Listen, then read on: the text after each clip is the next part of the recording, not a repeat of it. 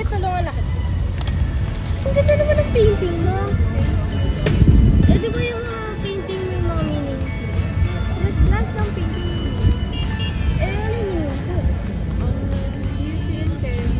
Pili, ang tagal mo naman. Tagal mo. Ito na. Sige ah. Thank you. Sorry na. Okay ulit. Grabe ang ngiti ah.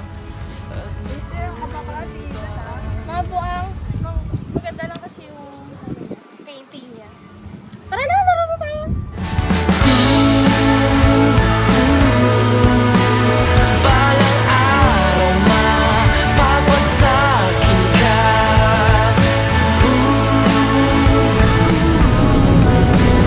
Gusto lang kitang mapasakin na.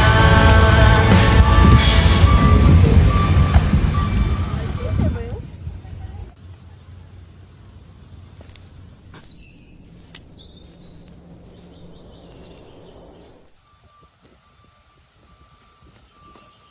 Ate pa kayo po?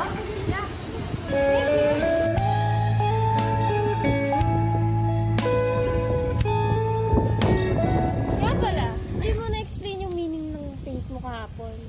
Lagyan ko ba pala? Ma, binigyan mo pa ako ng responsibilidad, ah. Suot naman. Huwag na lang. Hindi. Meaning ng mga gawa. May kayapaan pa rin sa gitna ng ko. Galing. Salamat. Pangarap ko nga rin talagang mapansin ng mga gawa ko eh. Tapos, ikaw yung unang nakakita. Swerte ba? Pero seryoso, one day, naging sikat din yung mga drawings. Sige na, alis na ako.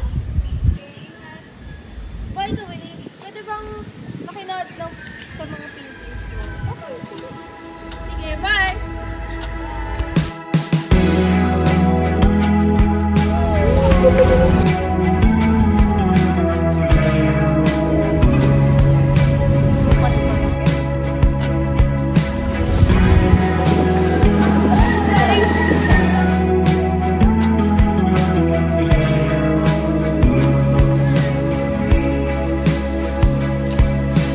Di ko akalain na ang hirap kita kung iba ang iyong kayakap. Tumatakbo ang oras. Wow, ang ganda mo. Ay, oh? Ang ganda ng ginagawa mong painting. Hobby ko lang talaga magpinta. Wow, parang professional ang dating mo. Talaga. Thank you. Hindi ka ba sanay tumanggap ng compliment? Hindi naman. Hindi lang ako sanay tumanggap ng compliment ever since. Tsaka gusto ko ako lang mag-isa. Kasi ayaw ko tumanggap ng opinion mo. So, ayaw mo sa pwede. Hindi! Sorry, hindi naman ikaw. Sorry, like my present. Oo naman. Hindi ka naman annoying, kaya okay lang. Grabe ah. Joke lang. Ano ba yan? Anong meron siya? Labas ka pang ingay. May bago kasi tayong lipat sa kapitbahay. Ang bait niya eh kasi nagbigay pa ng ulam. Wow, may paayuda pa sila. Huwag ka nga KJ, kumain ka na nitong naluto ko.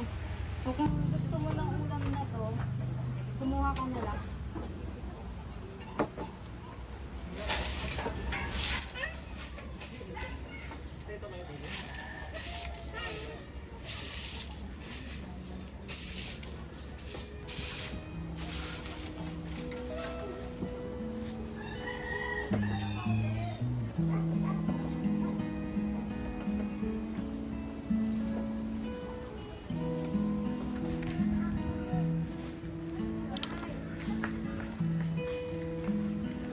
Uy, Sili?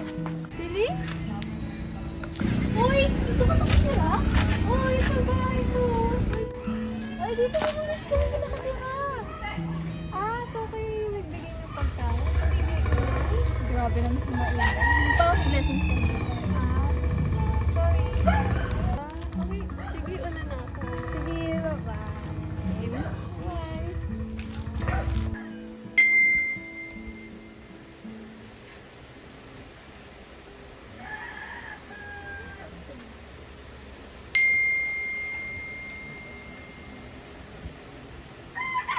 Alam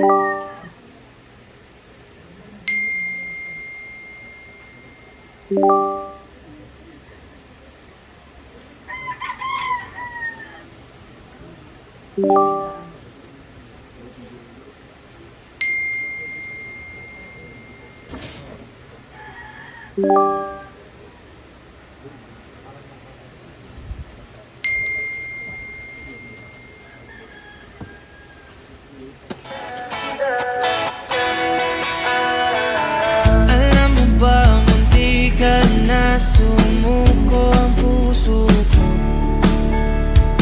sa paulit-ulit na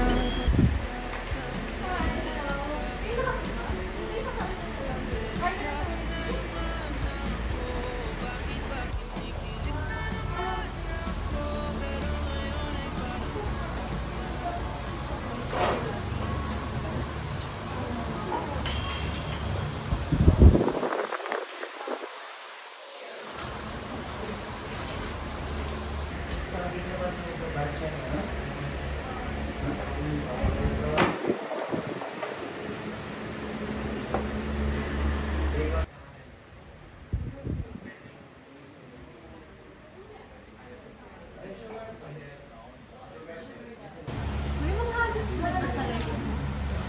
Siyempre, ano, akala mo sa akin boring person. Hindi naman. I like to ride po. May mga hagis mo lang ganun. Sakto lang. Pwede mo rin. Hindi, baka makringe ka lang. Oo, hindi. Sige, paparin ko siya. Nga pala, ganun na kayo nakatira dito. Since birth, dito na kami nakatira. Kaya pa mas komportable ka mag-pita. Eh, ikaw, ba't kaya naman pa dito? Mas convenient daw kasi dito. Paano naging convenient? Kasi mas malapit sa school ng kapatid ko. So work din lang bawat kapatid. By the way, may tanong ako. Ano? Nag-left ka ba dito sa mga? Bakit mo nga tanong yan? Basta, ano? Meron ako.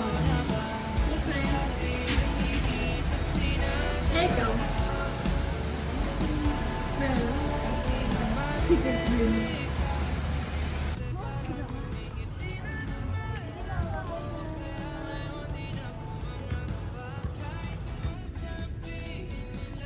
Lorraine! Ikaw yan! Pangalan! Ikaw yung gusto ko!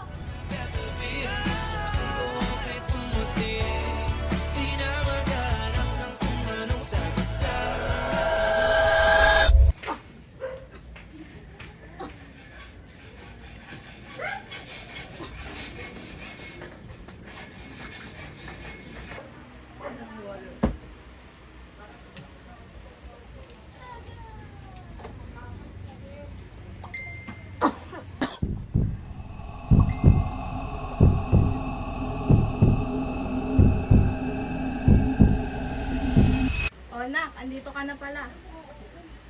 Inom ka na ba ng gamot mo? Iinom pa lang po. Kumain ka na, tuminom ng gamot daw. Manayin tayong lumalayan. Ako nahihirapan ka.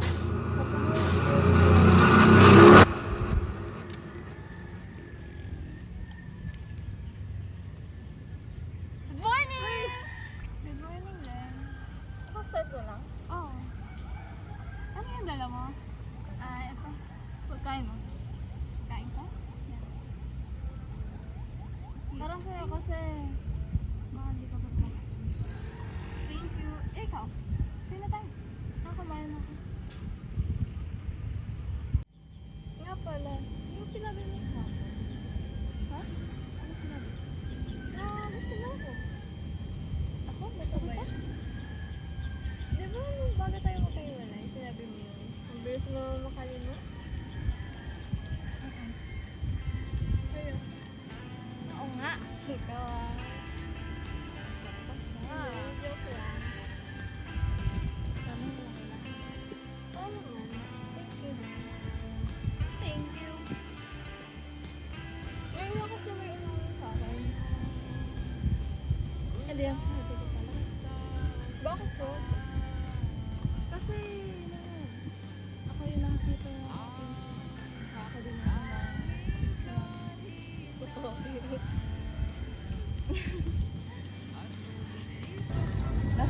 ate ako.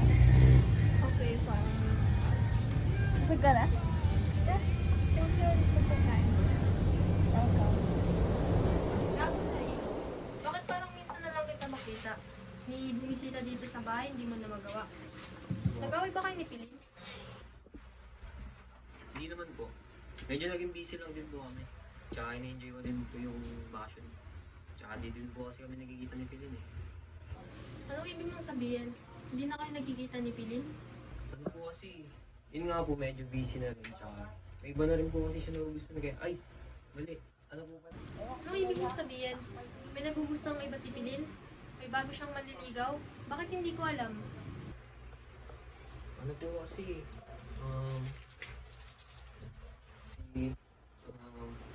alam mo tita, ang ganda ng damit mo ngayon.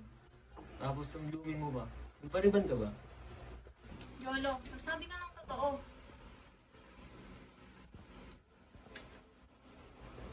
Her name was...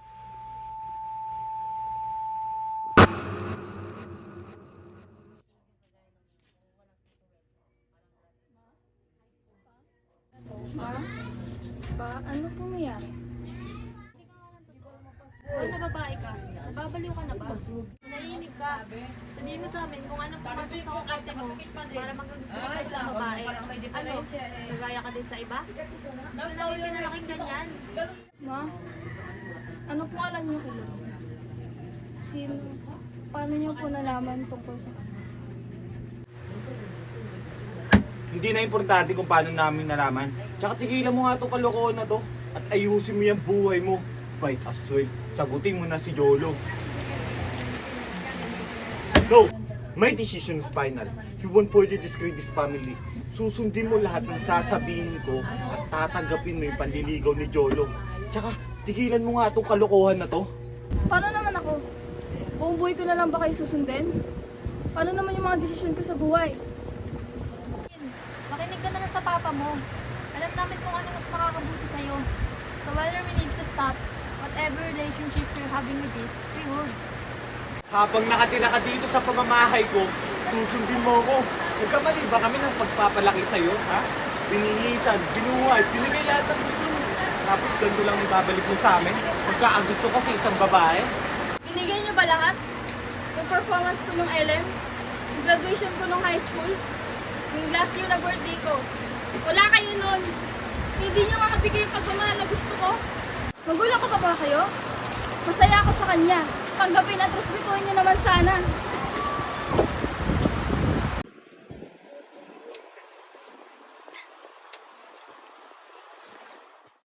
Butik Phil, umiyak ka naman. Yan ang gusto mong sabihin ko. You look fine. Taas ng eyeballs mo, te. Miss you. Ano ba nangyari? Nalaman nila. Si mama, si papa. Ayaw nila kay mama. Ano yan? Wala nga tayong tuyang. Nanura yung sarili dito. Hindi kasi ang ingat din nila minsan. Paano po kung tanggapin kayo kayo? Mahinig ka sa akin. Tanggap kita, tanggap ka namin. Alam mo yun, di ba? Makinig ka, wala namang ginawang masama eh.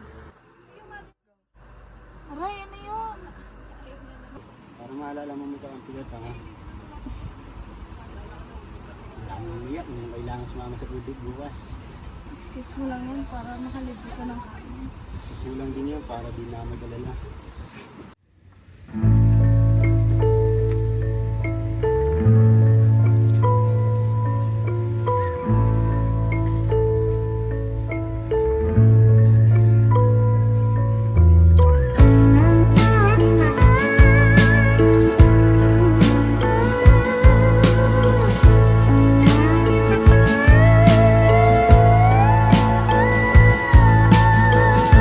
Sa mundong wala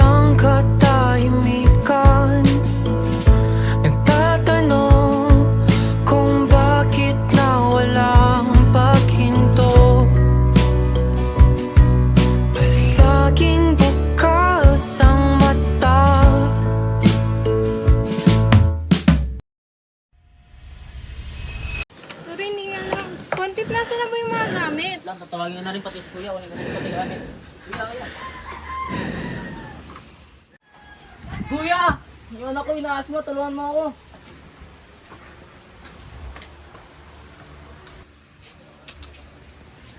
Ano pa ginawa ng batang to?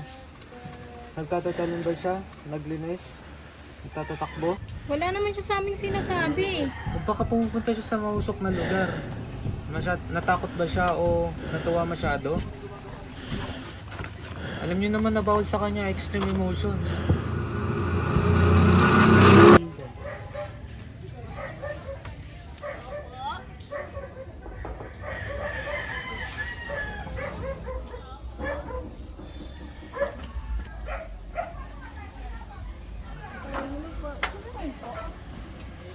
Si Lorraine, nasa ospital.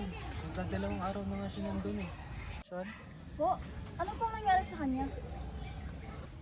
bumalik ulit kasi yung sakit niya. Parang lumalala na nga eh.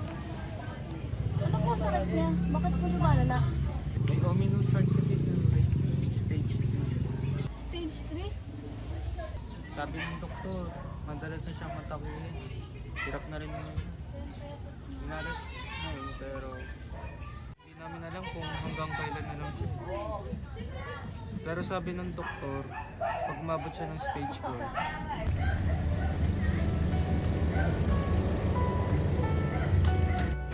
Ang ganda ng sky, no? Oo, parang babe.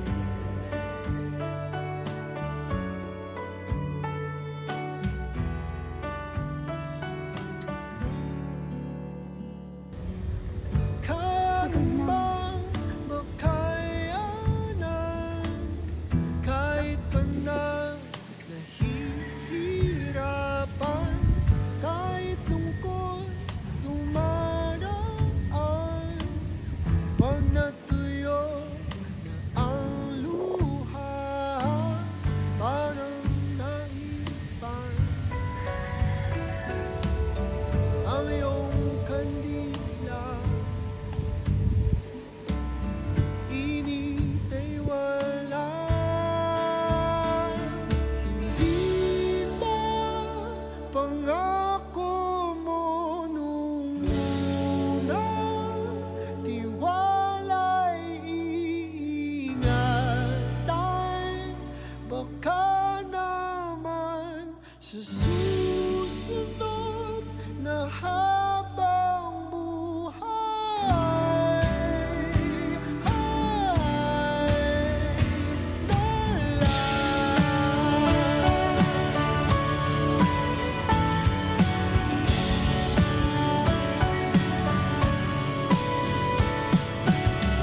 di talaga inasahan magkagulo, magkagulatan, tahanan.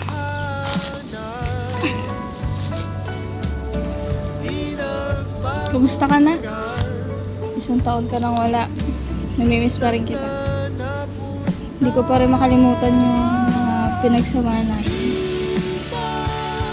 Pangako mo nung una, tiwala'y iingatan. Baka naman sa susunod na habang buhay ay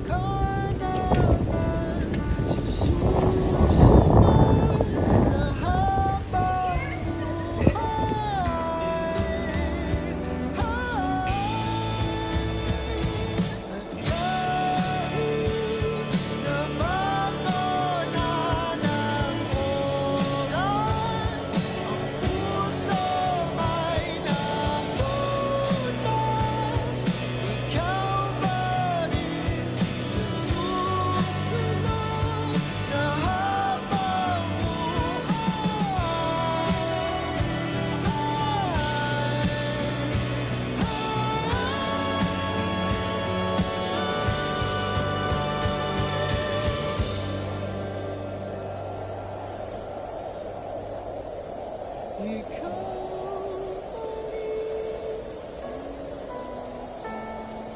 ang pipiliin kung mahalin sa susunod.